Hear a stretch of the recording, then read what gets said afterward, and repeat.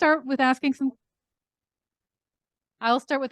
questions and then turn it over to you, and we'll allow students to ask questions as we go too.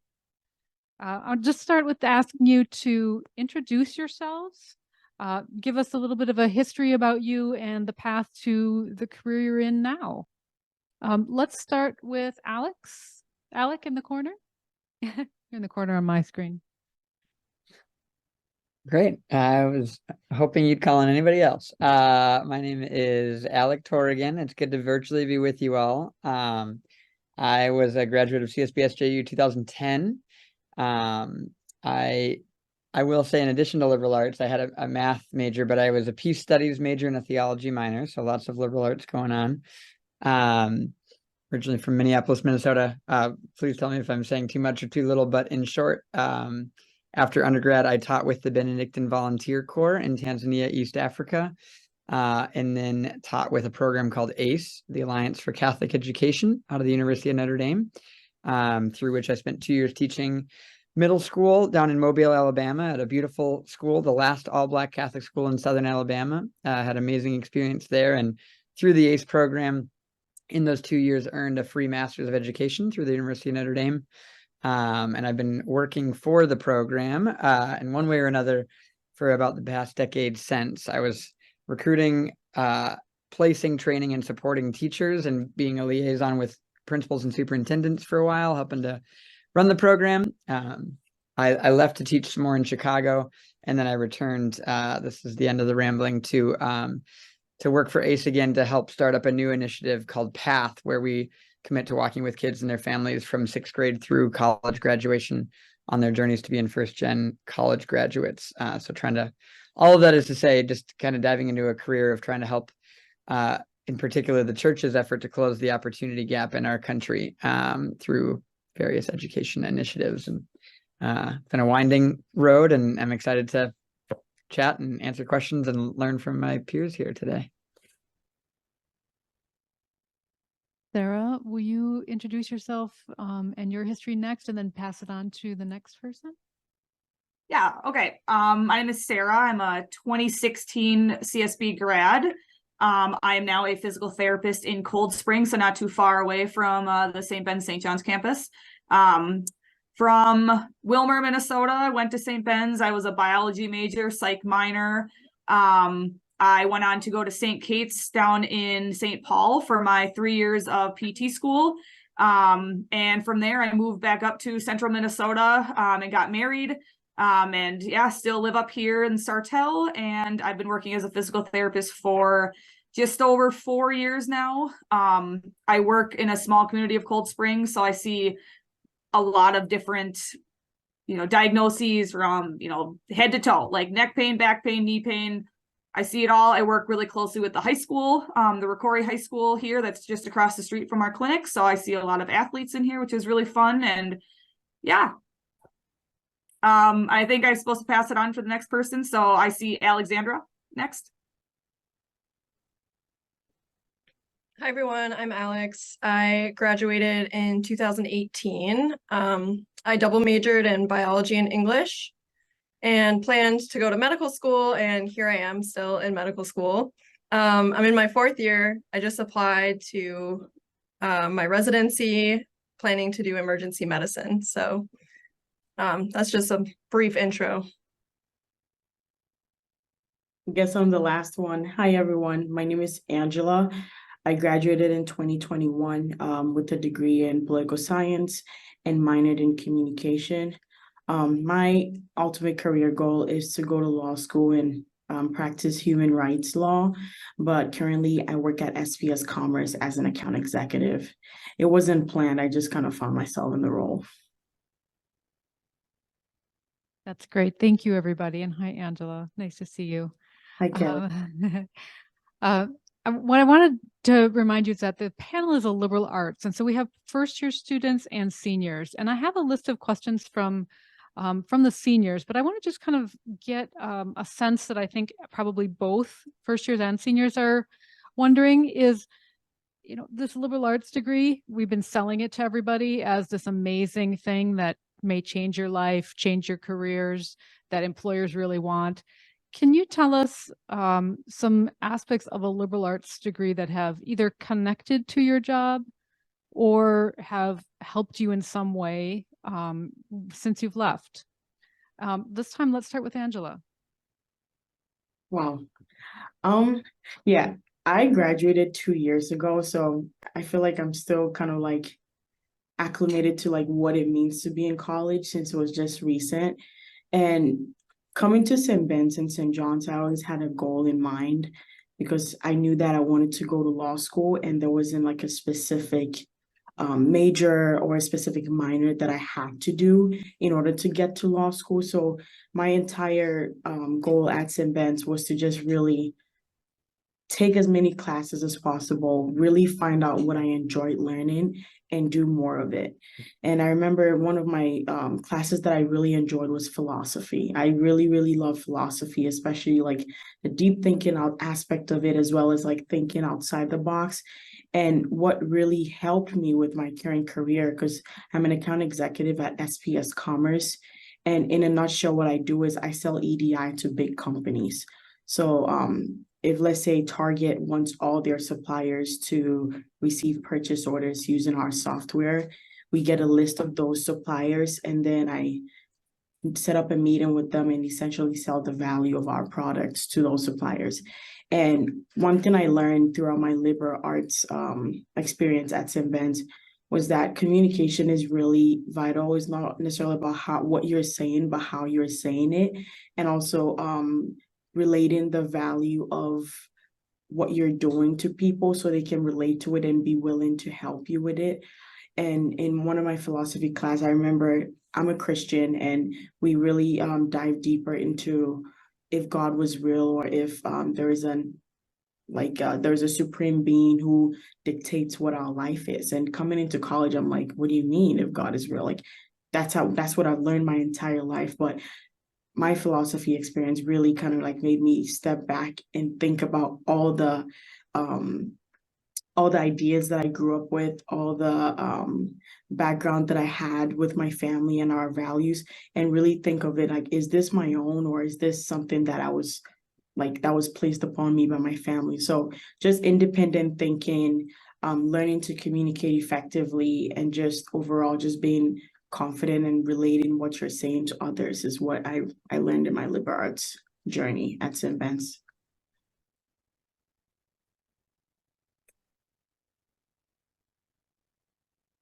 And I can pass it to Sarah.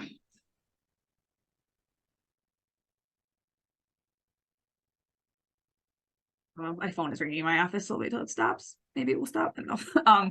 So I will piggyback off of kind of what Angela said. I think going to a liberal arts college is like really, you get to experience a lot more than what I would probably just have chosen to take for classes and things like that. As, you know, a biology major going into like health sciences and stuff, it's like, well, I would have probably just pigeonholed myself into certain things that I thought was best for me. I think the liberal arts, you know, where you have to take, you know, at least when I was there, it was like humanities and, you know, intercultural and all those kind of different classes. It really forced me to look outside and try different classes that, you know, I would have never, ever looked at before, you know, and it got me to meet new people and, you know, improve my communication skills and my writing skills, you know, depending on what the class was.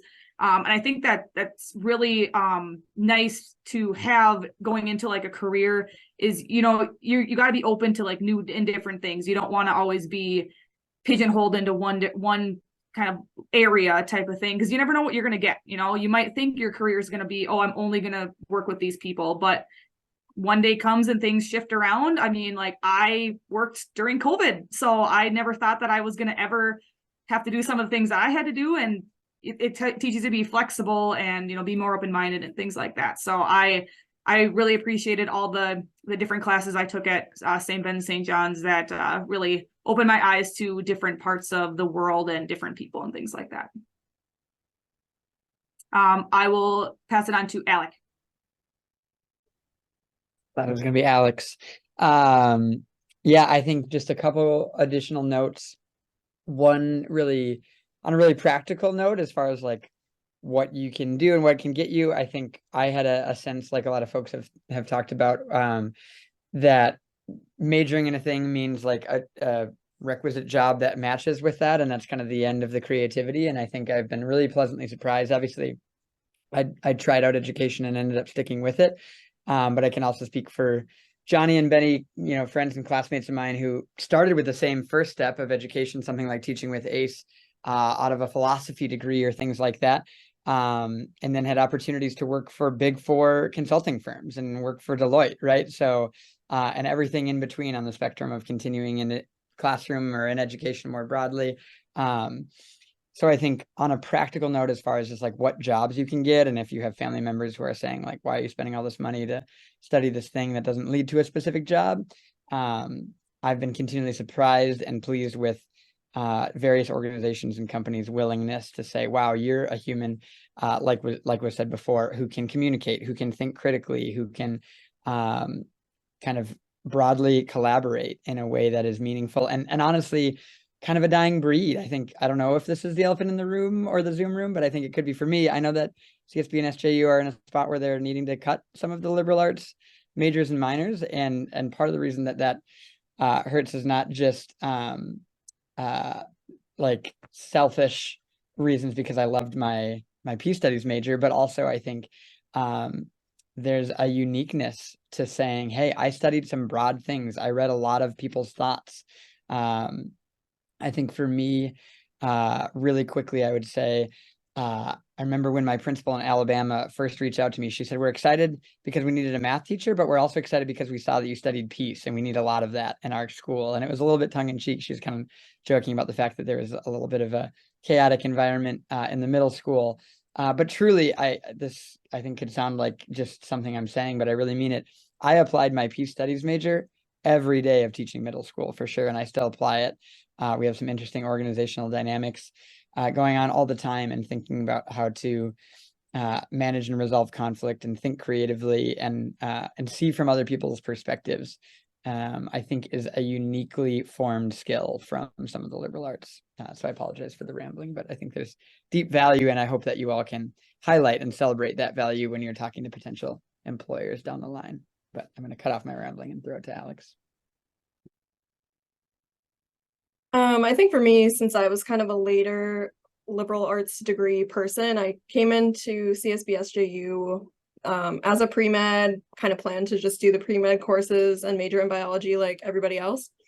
But then I took a clinical encounters English class, and I was like, wait, this is actually fun. I really do enjoy like hearing other people's thoughts and like using the creative side of my brain. Which is a nice break from like studying the hard sciences and being like neck deep in them, and still is nice today as I'm about to graduate in a couple of months. And I think like when I reflect on when I was interviewing for med school, it came up a lot. Like people were like, oh, English, like, wow. Like we have all the people who are like pretty book smart. It's pretty common for pre-meds to be able to do all of that, but it's less common for them to be comfortable talking to people or patients or each other or whatever it may be. And then finally, I guess I took a couple of gap years in between college and starting medical school, where I was working in child protection. And I think it was really helpful then to, like, I worked for the courts and I was writing court reports and collaborating with social workers, talking to families about really difficult things. So I think it wouldn't have been the same if I had just done all the hard science stuff that would have made me maybe a doctor, but it might not have been the same. I'd like to ask you to give advice to our first year students here about anything you experienced here or wish you'd experienced, so that I'm sure they've gotten advice from others too, but not probably from a lot of graduates. What advice would you give them? And you just, whoever would like to speak, but if you don't want to share, that's okay too. I can go. I think the best advice I even gave myself before I started school was that don't be scared to immerse yourself in everything. When I first came to St. Ben's, I went to Como Park High School in St. Paul. And at the time when I was a first year in St. Ben's, I'd only been in America for 3 years because I just moved here with my family in 2014. So I was just the kind of person who was just ready to do anything. Like I did theater. I was an RA. I studied abroad. I volunteered. The only thing I didn't get to do was orientation leader because it coincided with my RA job. But I wasn't afraid to do anything because it really made me confident in the choices I made after graduation, because there was nothing that I felt like I had not experienced yet or had not explored yet. I did the internships at different organizations to just really hone in on what I truly want and what would be best for someone like me. So yeah, my advice is really simple. Define what success means to you and immerse yourself in the college experience, because it does go by fast and you don't want to look back with regrets and say, oh, I wish I did that, or I wish I did this.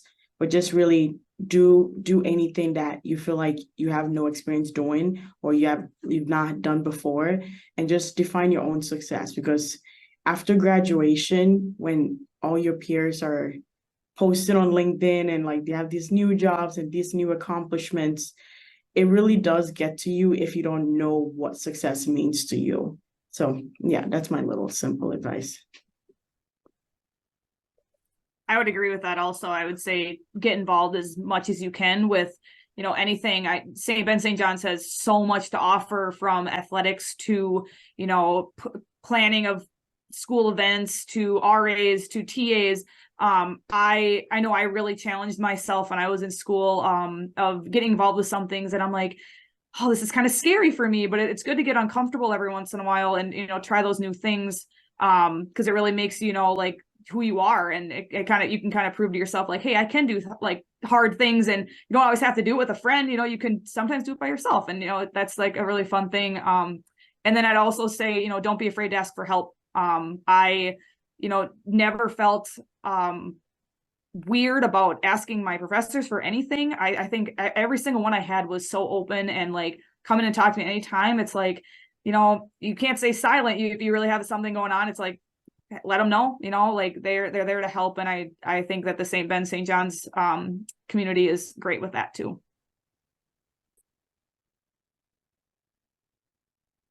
I can go next. I think mine is maybe a bit more generic, but it's like, if something feels right, just do it. Like, you don't have to have a rhyme or reason for doing things. Like, did I know I wanted to do English as a second major? Not really, until I took the classes. And then I was like, am I crazy for like adding another, like, more work in a sense? But I liked it and I wanted to do it, so I just did it. And then that just kind of like continues to translate throughout life. Like, I went into medical school, not sure what kind of doctor I wanted to be. Thought I wanted to be a surgeon for like most of third year, and then now I've changed my mind completely and I'm like, nope, emergency medicine's it. I know it feels right, so I'm gonna just do it and not attach myself to like what I thought my life might be. I don't know if that really makes sense, but you know, you have a picture of your life, and if it's not going the exact same way, that doesn't necessarily mean it's bad.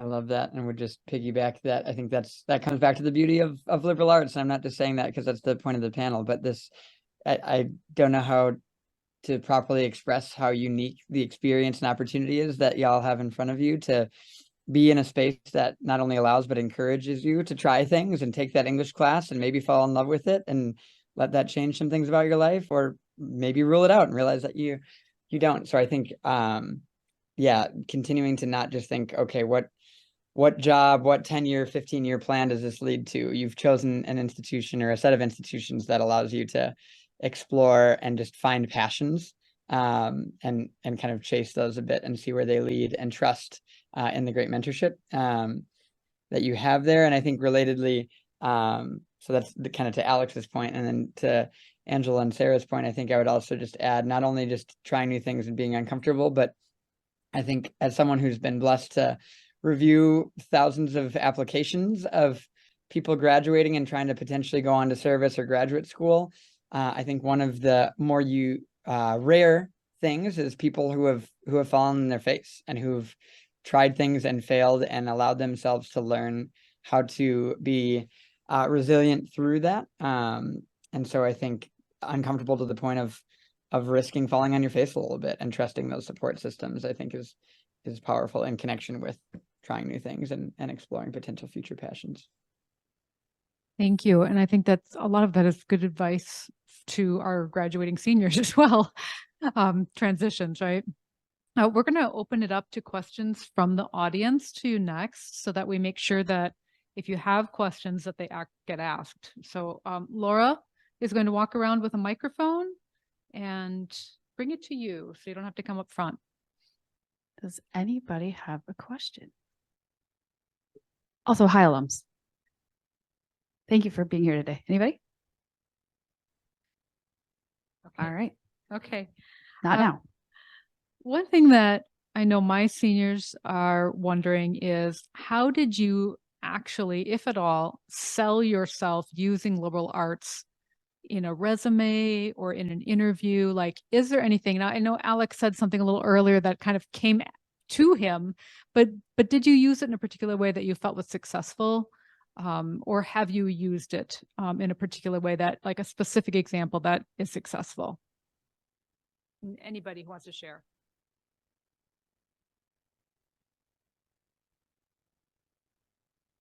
I think some of the more daunting parts of like medical school or medically related applications, like writing personal statements, is most people's like biggest nightmare, and I actually quite enjoy it.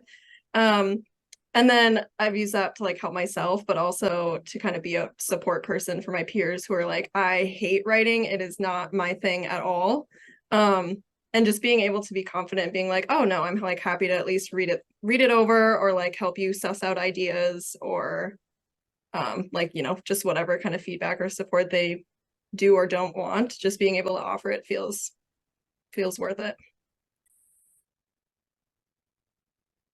I would add, I don't know that I've experienced explicitly saying, hey, you should hire me because of this explicit liberal arts skill that I now have. But again, I think, although I do, again, have some friends who have talked about, you know, discussing how philosophy has impacted how they approach problems, and then they get, you know, hired by that consulting firm. For me, again, I think it's maybe one more step indirect. I think, and this is a little bit of a longer play, but again, I hope that you all are out there dreaming a little bit about what could be possible, and not just thinking about multiple choice of what jobs you already know exist. And I mentioned that now my role is kind of overseeing this sort of startup initiative, and I was blessed to be a part of a group of people who proposed that. And I think, again, I didn't say, hey, peace studies and theology taught me how to dream, but 100%. I mean, literally, I had a class where we talked in peace studies in particular, this is getting specific, but about future studies and the idea of what it looks like to combine concrete with abstract when it comes to painting a vision that that can be shared by all of what's possible. And so we went from 2014, a random Word document proposal idea, to now here we are in 2023 with 6 years into our program. We have kids who are about to apply to college, and it's a very real thing. And those early kind of scary conversations saying to my boss's boss's boss, right, hey, here's what I think is possible. Here's the future I hope you can envision with me, and here's the concrete route to get there.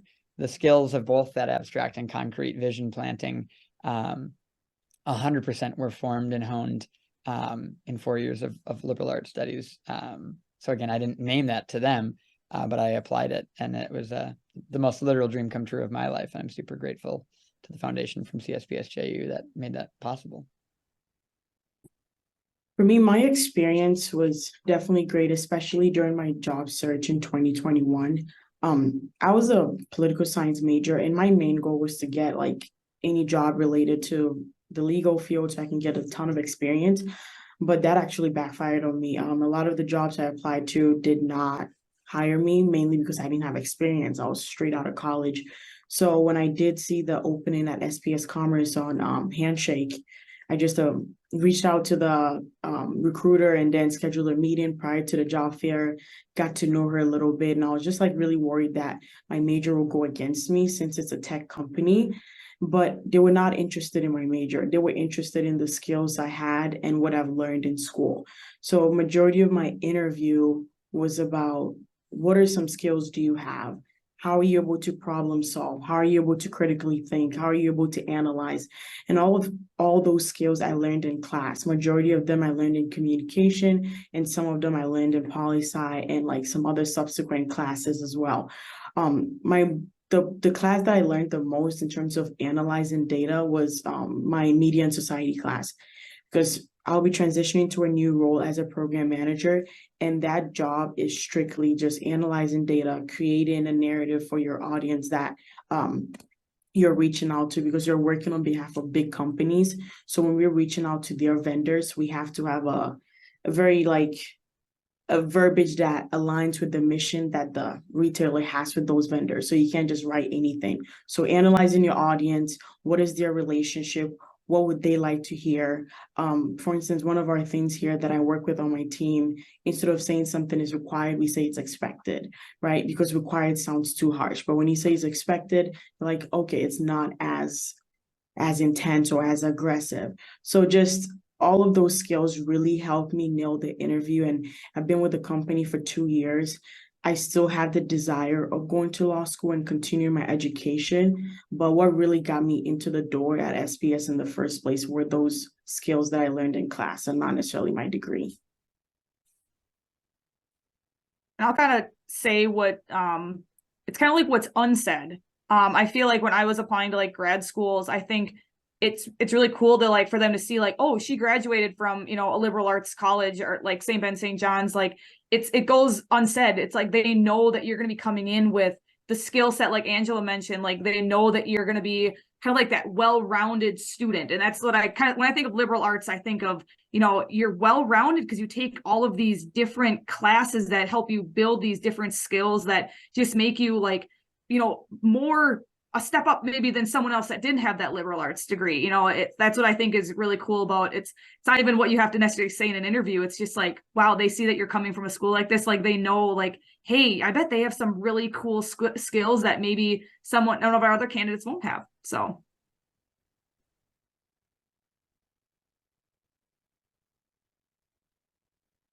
Does anybody have questions about our first year students? I know that's really uncomfortable, but you're probably also practicing public speaking and trying to get comfortable. And Laura's coming right to you. Anybody? First year students? Or seniors, if you have something. Can I ask a question? I don't know. So as I'm hearing alums, hi, this is Laura. As I'm hearing you talk about those ahas of like, oh, that's why I did what I'm doing. I'm looking at you all and it's these frustrating moments like, why do I have to take this class? Why do I have to do this thing? When did you go, aha, that's why? Because I want them to know it's just post midterms. I want to have you hear the why for them. I hope that's helpful. I wonder if we can start with Angela. I don't know. I'm just trying to keep us moving. Yes, for sure. In my philosophy classes, I took a bunch, even though I didn't major in philosophy, I don't even know why. But one of the greatest questions I heard in class was when we're making a statement, I was like, what is peace? You know, and if peace is not the absence of violence, then what actually is peace?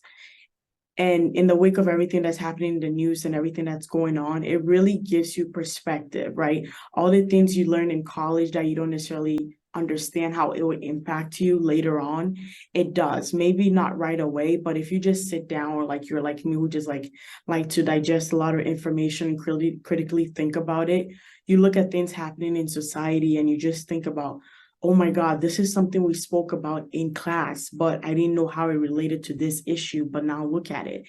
Even like as a poli-sci major, I follow politics really closely, even with things happening in Congress and all these other things that happen. Like one of my classes, I know we talked about who deserves to be poor. And some of my classmates are like, well, people who spend their money on this and that, they deserve to be poor and they deserve to be this. But then my professor was like, the key word is deserve. Who deserves to be poor? And everyone was silent because like, well, no one deserves to be poor. No one deserves to be maltreated. No one deserves to go through anything that is not beneficial to them or doesn't allow them to reach their fullest potential. So I say all of this to say this: when you're in class and you're talking about issues or you're talking about concepts that seem very foreign to you, when you graduate and you really like understood those concepts, it wouldn't seem foreign to you anymore, because I didn't understand the question that my friend asked when she said peace is not the absence of violence. Now I understand it when I'm watching the news and seeing what is going on in Israel and Palestine. Now I understand when I'm watching the news and seeing what's going on in Congress and things like that. So critical thinking might be hard doing in class at the moment, but once you graduate and you see how things affect you and how things affect our society at large, you would really value the experiences you had and the discussions you had with your classmates.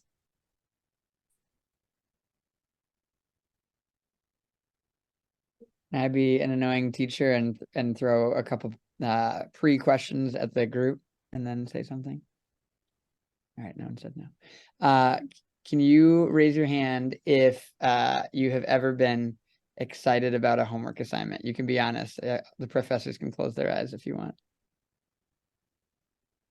Okay, appreciate the honesty. There's a few in the back. There's a few in the back that have their In the hands back. up. Okay, fair. That's probably appropriately proportioned. And then can you raise your hand if you feel like you're ready for all the adult world things right now today? Maybe a couple of half hand. Okay, from what I could see. Very fair. I asked those two things because I think my answer to your question is a bit of a string. I think I don't mean to like paint it overly rosy, but I remember vividly when I finally took my first peace studies class, and it was the first time I was looking forward to homework. And again, I know that might sound like ridiculous or nerdy or whatever, but there was just such interesting things to chew on and digest and be prepared to discuss. And that changed the game for me as far as how I saw my own role in the education I was receiving, for which I was grateful.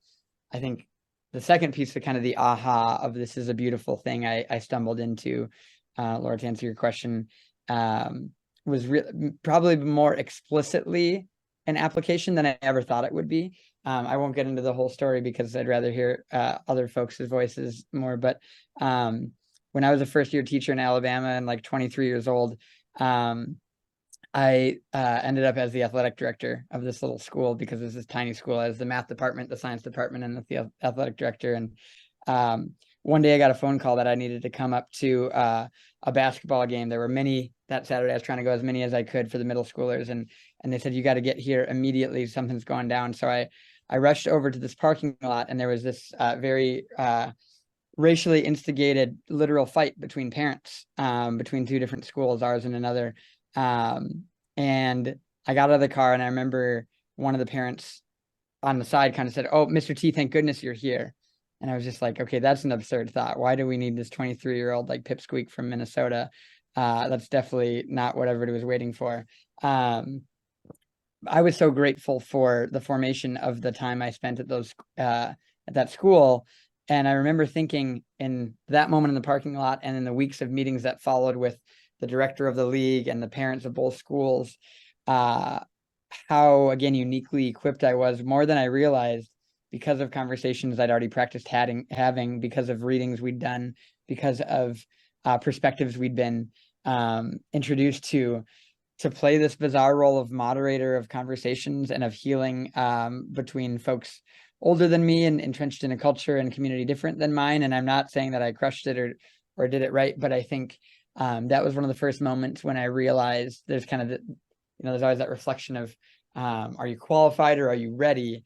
I learned a lot to get more qualified as I taught more, but I was more ready than I ever realized to deal with hard, big, real things, whether they be conversations or conflicts, largely in part because of the formation I had received. And there was a big aha moment of, hey, that wasn't just fun stuff to read and talk about. That was preparation for the real messy work of trying to make this a better place to live. So I don't know if that makes sense. I'd say there's like probably a lot of aha moments that come on, and I would agree with like Angela and Alec in saying that, it kind of comes later on. I mean, I can definitely attest to being in some of my, liberal arts specific classes and being like, why am I here? Why am I taking this or whatever? Because at the time, it's just like, oh, get another credit so I can graduate, yada, yada. Right. But then, yeah, later on, you kind of realize, like I said before, it really opens up your eyes to, hey, like I'm a more well-rounded person because of this. When I didn't take just those medical classes, I didn't take just those hard sciences, like Alex had mentioned before too. Like I have like gone out of my way to like, learn a little bit about this culture, or, like I took an intro to modern dance class, like random, but like I still look back on that class sometimes and I'm like, oh, that was so fun. And I met some really cool people in that class and learned a lot from the professor who taught it as well. And I think it just comes full circle later on. Like, and I think it happens all the time. I don't want to say it's gonna like, oh, 5 years out of graduation, you're gonna have the aha moment. It's gonna be like 5 years later, 7 years later, 10 years, like you're gonna have those moments like that kind of circle back of like, oh yeah, like I took that class and I learned this from that class, and now it's coming back, like Angela mentioned, through the news of some sort. And I think it's kind of cool how it kind of comes all the way around. And I want to mention this. My first year seminar class was based on meditation and yoga. And I was like, what is this? Like, what is this about? And one of our assignments was to just like do a labyrinth walk where we just like, I lived in St. Ben, so we had to walk around campus and just like be present in the moment, like notice the trees, listen to the leaves. And I'm just like, I'm not used to this. I'm from the city. To this day, that's what I do to calm myself. So I live in the suburbs and we have a ton of trees around us. And during the summer, you always catch me walking around in my neighborhood and just like really being present and like doing everything that I was asked to do as a first year. Even my sister asked me, like, you never used to do this, but you just became this person who likes to take walks. I'm like, it really calms my mind. Like that's when I get to think clearly. I get to make really difficult decisions about myself and all those things. And so you'll be surprised. It does translate in your life in different ways than you thought. Well, it'd be fun to follow that up. You guys are all amazing. I think for me, I don't know if I really had any specific moment. It's just like little sprinkles throughout my like trajectory of what's now going to be my career. I think in kind of just a general sense, you have just a broader worldview, and I feel like I have a better ability to like empathize with people and try to like envision or think of things, like even if I haven't experienced it myself, it's like, okay, maybe I haven't been in this particular situation, but I think I have the skills to be able to at least attempt better than some people who may have not spent so much time practicing like critical thinking or having conversations about things you know nothing about. And then on a lighter note, just like college is fun. Like I was very tired and overwhelmed as a pre-med, but like hindsight, that was super fun. And like I still think of the random classes that I had to take and think fondly of them. And I wish that they would include some of those in medical school. Like I took keyboarding.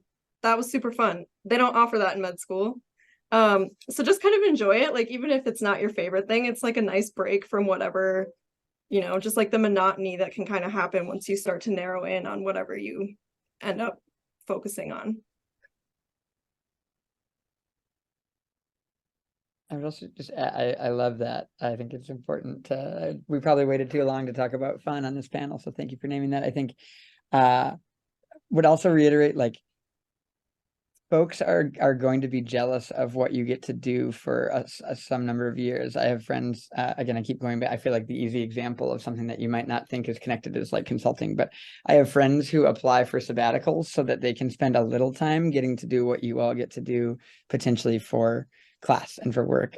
The opportunity to think inward and outward and read and discuss in these ways are things that people are going to be wishing that they had time to do. And I know that's like a classic old person thing to say maybe, but finding that fun and diving into it is an opportunity that you may not have time for moving forward. So I want to reiterate, I think that's super important, Alex. Let's build on that a little bit, because I know that there are quite a few students in here who are kind of wondering as they graduate what the future holds and what that transition is like.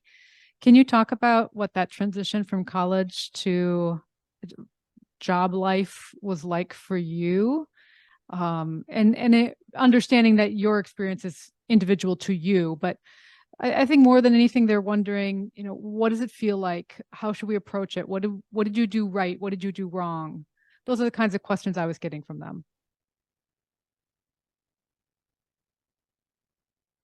I think for me, I didn't spend enough time really enjoying the fun. Like I was pretty burnt out by the end of college, I won't lie. Like I was just tired. I was working all the time and just trying to like finish up my degree and apply to medical school, which I didn't get in the first time because I wasn't ready. I was just like rushing and I had too much going on in my life. And so that all felt pretty terrible. I'm like, okay, so I did all this stuff to get myself into med school and now I have to like wait.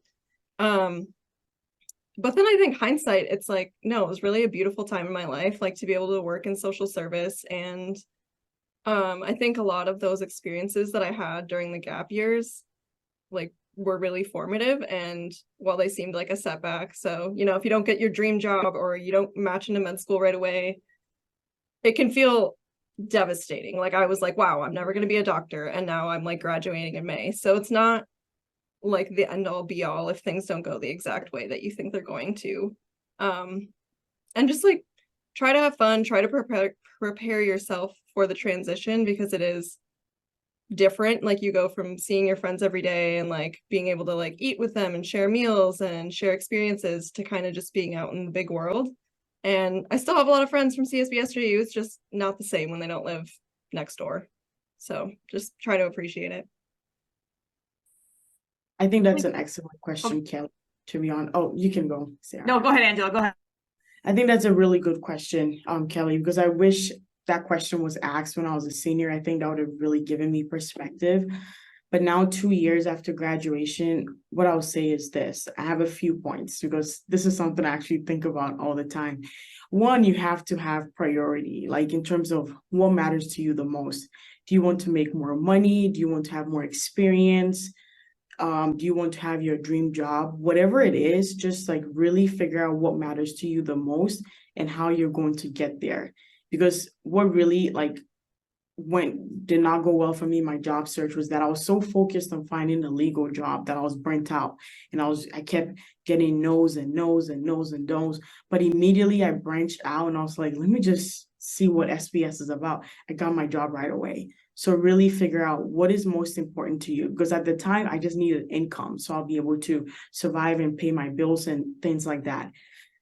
That's number one. I'll say number two is, you can have a goal in mind, but the journey to the goal, you should be flexible. Like, my goal has always been to go to law school, but I don't necessarily I have to go to law school by this age, because life happens to all of us, so I'm flexible on how I get there, but I'm not flexible on my ultimate goal of becoming an attorney. So just really being mindful of that and just really planning for that, and don't be too hard on yourself. Like, if let's say you have a specific goal of I need to get my master's by 24, and if by 24 you've not had it, it's okay. It's not the end of the world. Because if you put limits on your goals, then you're just like limiting what you can achieve in general. My last thing will be, you have to be self-aware. You have to really get to know yourself on a deeper level. I was telling my sister, she's in college right now. I'm like, college is the easy part. Doing your homework, having time on the weekend, going to eat at the cafeteria, those are the easy parts. It might not seem like it, but when you become an adult and you have to like choose a health plan, or you have to find out if my career is really for me, or you're feeling a little bogged down because it seems like your peers are ahead of you, or you feel like your life is stagnant, that's when you reveal yourself to who you truly are. So really knowing yourself, being self-aware of your values, what matters to you the most, what you're not willing to negotiate on, and the things that you're really happy and passionate about. Those are the things that will keep you happy and will keep you joyful during the times when like you feel like the whole world is against you. Because I graduated just in 2021, but when I reach out to my friends who graduated on social media and LinkedIn, they look like life is going on well for them, but they reach out and they're like, I feel stuck. I feel like I'm missing something. I feel like I should be doing something, but I'm not. I'm like, you feel like you should be doing what, So just really getting to know yourself is key to surviving life after college, because college puts you in proximity with a lot of people. So you might think that you have a lot of people around you, but when those people are not as close to you in terms of location, and also just people are busy in general, that's when you realize that, wow, this is me. I have to face my life. I have to face what's in front of me. But yeah, that's my little 2 cents. Yeah, I would say I went like right from college into grad school. So by the time it was all said and done, I think I was in like 19th grade or something. It was like 19 straight years of school. So like at that point, I didn't know anything other than being in school. Like at night you studied, you went to school during the day. Like that's just how it was over and over again. And so when it came to time to like, okay, now I have to like apply for a job. It's really scary. And I think Angela said it great is, be ready for those changes and kind of embrace that, like, it's kind of scared feeling, but it's going to be like a new world. It's like, college is the easy part, but there are so much more fun things about, having a career too. And I think what was great for me is when I got done with school, I had graduated, I'd already passed my boards and everything. I told myself, I want to start working. I'm really excited to start working. I want to make money. That's usually the bigger thing is making money. But I took a couple weeks off. I was like, we had moved into an apartment at the time. I was like, I'm going to take time for that. And, I just want a couple weeks just to like do whatever I want to do. I'm going to be in a career for the rest of my life. So I kind of put myself first, because I think that's what should always be done, is yourself or your family first. And then, like getting into the career, I think Angela said it well too, is, sometimes you're going to feel stuck, and it's like, think about like, where do you want to be? Like, is this something that you need to, look elsewhere for something different, right? It's never a bad thing to feel like, oh, I need to try something new, because maybe that's where the path that you need to go on. It's going to hit you right in the face sometimes, and that's how it has to be. So, Man, I don't have a ton to add. I think I already kind of mentioned one thing that I wish I had done more of before graduating was falling on my face and being out of my comfort zone to the point of challenge and failure. I think especially in teaching, we often see it's, for many people, it's the most time that there's not a nice, neat correlation between like try harder, do better. There's just challenges that are out of your control or surprising. And again, I think there's just there's deep value in learning from throwing yourself out to the deep a little bit. I think a really concrete thing too, to answer the question that I think is maybe often overlooked because it feels small, is just humbly and patiently integrating yourself into the community that you're a part of. Maybe you're moving back to your own hometown, but it's an office culture you've never known before. Whatever is new about it, everyone around you has something to teach you. I think when I became more aware of the fact that the custodian and the woman who'd been at the front desk of my school forever, in addition to the veteran teachers, the principal, the parents of my kids I was teaching, the kids themselves, that they all had something to teach me, in addition to me having something to give, changed the game. I think that was kind of the post-student version of the advice earlier of accepting the supports and accessing the supports that are there. It is going to be worth your time to get to know the person who opens the door for you at the office, or the person who takes out the trash, the CEO, if you get time with her or him, whoever it may be. And again, I think that's another extension of liberal arts, is realizing that everybody has something to teach us. It's not necessarily their job to teach us, but it is our job to learn from them. So. And one last thing I wanted to say is that, like, don't get caught in the trap of just extending your happiness. Like, if I get this, I'll be happy. If I get accepted here, that will make me really happy. You will get it and not enjoy it, and then find another problem to worry about. So that's a trap that like happens to all of us. So that's definitely something I wish I had known in college. We have 5 minutes. Does anybody have questions from the audience that you want to ask? If you ask a question, I'll send you a gift. Ooh. Alec, this is Laura. Do I get a gift? Just kidding. Ooh, nice try. There are no dumb questions. Hey, we have a question. You can Yes. Hey for the day. So since you've all seemed to be doing some form of higher education, would you recommend taking a gap year in between or just continuing on, if possible? First of all, let's make sure I get your contact info. Oh, something you went. This is going to be super annoying. My 2 cents on that is it depends on the person and your journey for sure. What, again, I think folks on the panel have kind of mentioned the idea of what we were or weren't ready for, what we thought we were and maybe weren't ready for, like Alex was saying. So I don't know that there's a one size fits all answer to that. I will say unequivocally, as someone who not only did the grad school route, but has worked as a part of grad school admissions for a good while, it is definitely not a bad thing to have taken time off, and if anything, very frequently seen as a strength, especially if you can be thoughtfully crafting how you're using that other adventure or opportunity or learning to further prepare yourself. I often say, maybe I would have been a better teacher in Tanzania if I had studied and taught with ACE first, but I was definitely a better teacher and community member in Alabama because I had been in Tanzania. So I think for whatever it's worth, I can confidently say I have not heard of very many, if any, situations where folks say, oh my gosh, how dare you have spent time serving, studying more, coming to know a new craft. But I do think it just depends on your trajectory, your plans, what you feel ready for, what opportunities you find. I definitely agree with Alec. I think you just really have to understand what really matters to you the most. Is it the timeline of when you're going to graduate, or just the timeline of like ultimately getting that degree? Like for me, I want to ultimately go to school, but I have like a timeline for myself that at least by 2025, I should be in school. Otherwise, I'm just going to get lazy. And the reason for my gap year is because I support myself. So I need to work to be able to pay my bills and afford just being alive, basically.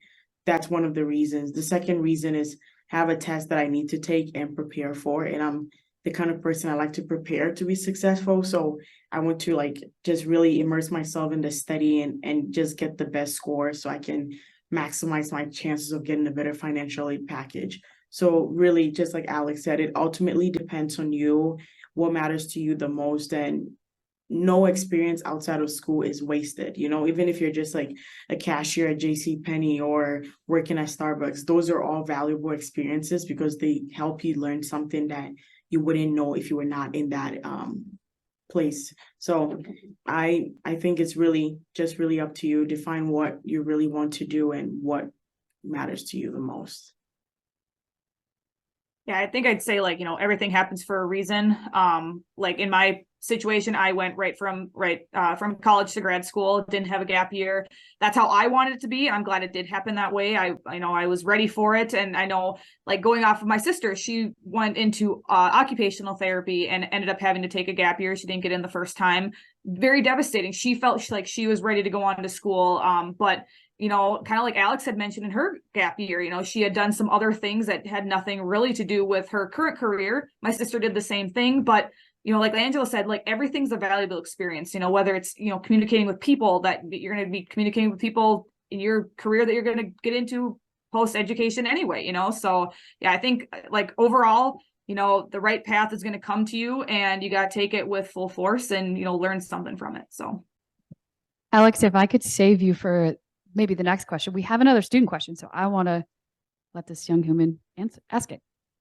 Is there anything you regret doing or not doing in college? We have about a minute left, so you get each of you like 20-ish, no, less than that seconds. So let's I can do math. Let's start with Alex.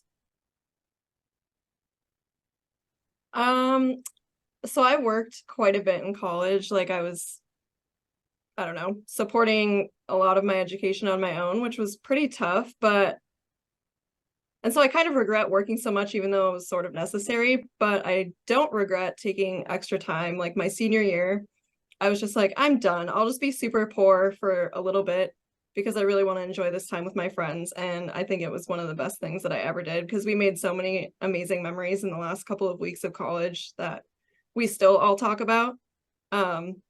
So that's my regrets and kind of the same page, but I wish I would have gotten outside more. St. Ben St. John's is so beautiful. And sometimes, you know, you get caught up in like studying and this, that, and the other. And it's like, why didn't I know about the Wobegon Trail like until like my end of sophomore year? Like that made me so angry because I was like, I should have just explored this more and explored the campuses and gotten out and, you know, just it really, you know, embraced the beauty of the campus. And that's just being selfish on St. Ben St. John's because it is so beautiful. But I know I always say that I wish I would have done more outdoor stuff and not just, you know, not school all the time too. So I really have no regrets, to be honest. I was very intentional about my experience. Like I said, I did everything that I really wanted to do. I'll say the only thing that was like kind of like a downside is since I was an RA, I had to say no to a lot of things with my friends because I was on duty or I just couldn't do it because I was underage. So I have no regrets, but I really enjoyed my experience. I'm going to end by saying I wish I had spent more time leaning into the services of XPO and getting the supports of career services on campus. Well, we're out of time, but I want to send a sincere thank you, like genuine appreciation to all of you for the time and your advice to all of us.